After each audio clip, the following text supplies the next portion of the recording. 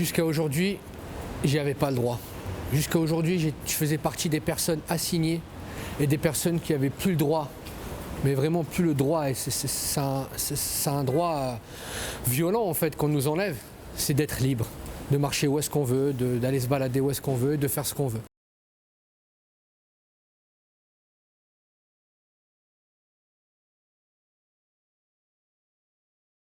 Mais là voilà, là je le sais, c'est formel, je suis libre. Et ça fait du bien, c'est un kiff.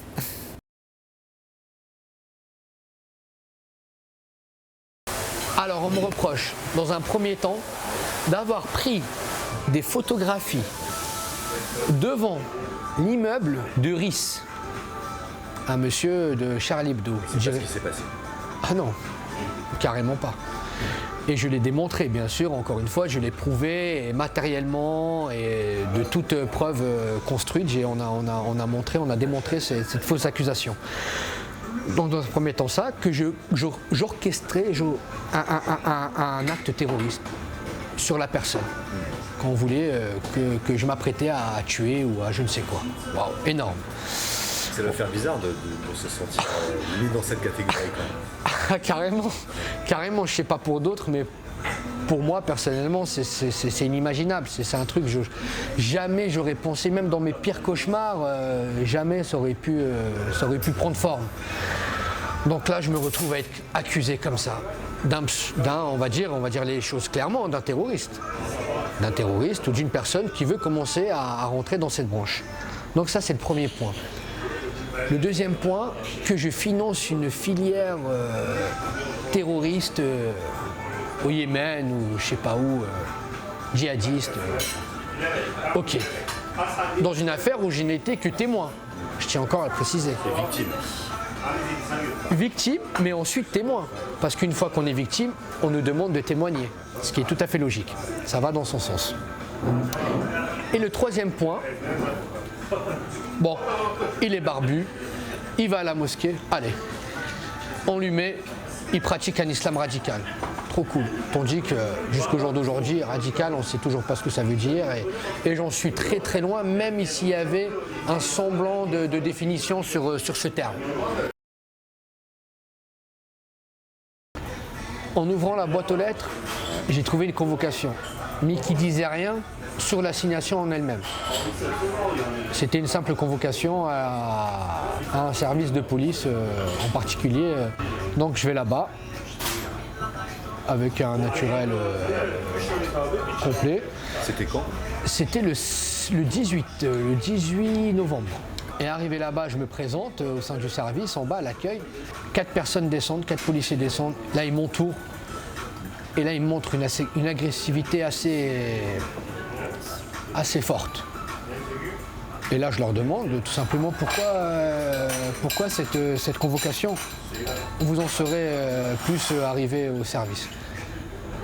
Et là, on me fait rentrer dans un bureau, on me laisse poireauter pendant presque 1 heure, sans venir me parler, sans rien, juste en laissant 2 officiers, 2 policiers devant moi en train de me surveiller.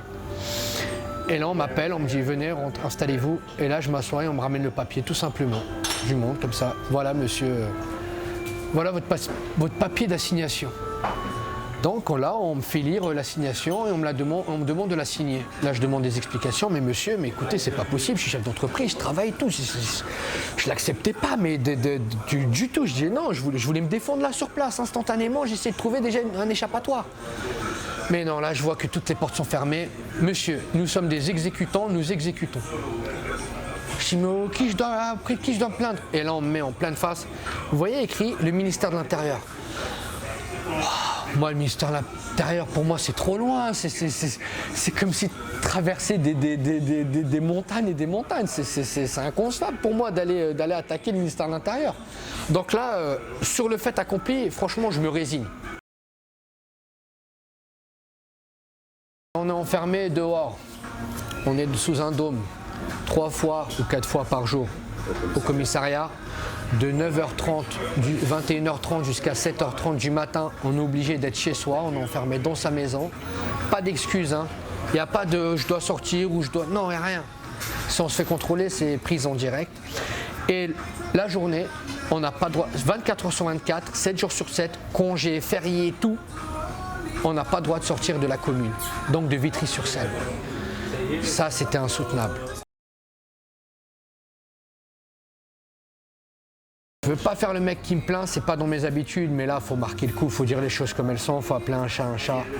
Ça m'a porté énormément de préjudice dans mes affaires, dans mon commerce. Déjà, le côté de la concurrence, vous savez, je travaille dans la prestation de service, donc il faut être constamment derrière les clients, à relancer la clientèle, à relancer les partenaires, au moyen du dialogue et par les cartes, par la présence physique, les invitations, les coups au restaurant et tout. Donc tout ça déjà, allez à Lim, c'est fini pour toi tout ça. Tu vas laisser la place aux autres. Je suis éliminé, d'office. Il y a les banques, il y a les problèmes de tous les jours, il y a l'URSSAF à payer, il y a les charges à payer, ça on n'arrête pas de les payer. Ça, il ne faut pas oublier de le dire. Certes, on nous assigne, on nous met dans une catégorie de personnes reclues de la société, mais par contre, nos poches, elles sont tout le temps en avant. Elles ne sont pas assignées, elles.